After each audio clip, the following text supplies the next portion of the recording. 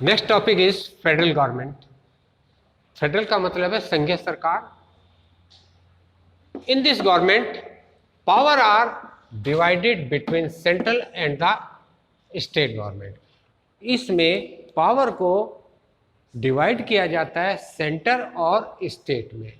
Second, both are working independently. Centre और state दोनों अपने अपने काम इंडिपेंडेंटली स्वतंत्र रूप से करते, कोई किसी में इंटरफेरेंस नहीं करता, हस्तक्षेप नहीं करता।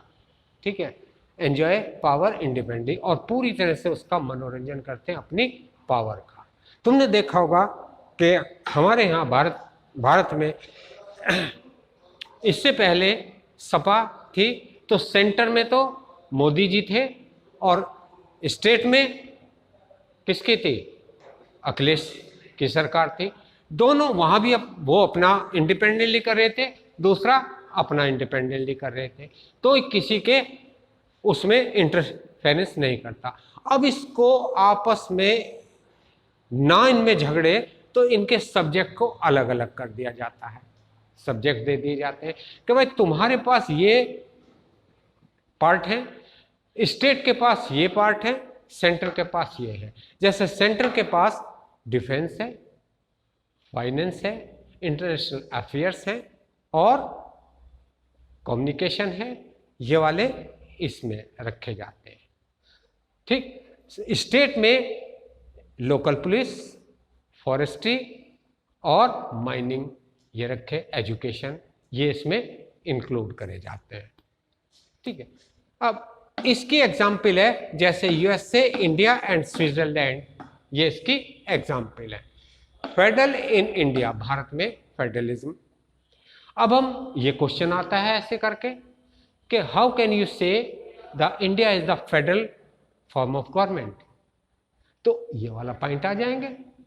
ठीक, अब इसमें these languages, sorry, India is vast country, बड़ा कंट्री देश होने के कारण देयर आर 20 मेजर लैंग्वेजेस, 22 तो भाषाएं हैं जो रिकॉग्नाइज की हैं कॉन्स्टिट्यूशन के द्वारा। एक हिंदी लैंग्वेज है जिसको ऑफिशियल लैंग्वेज करा जाता है।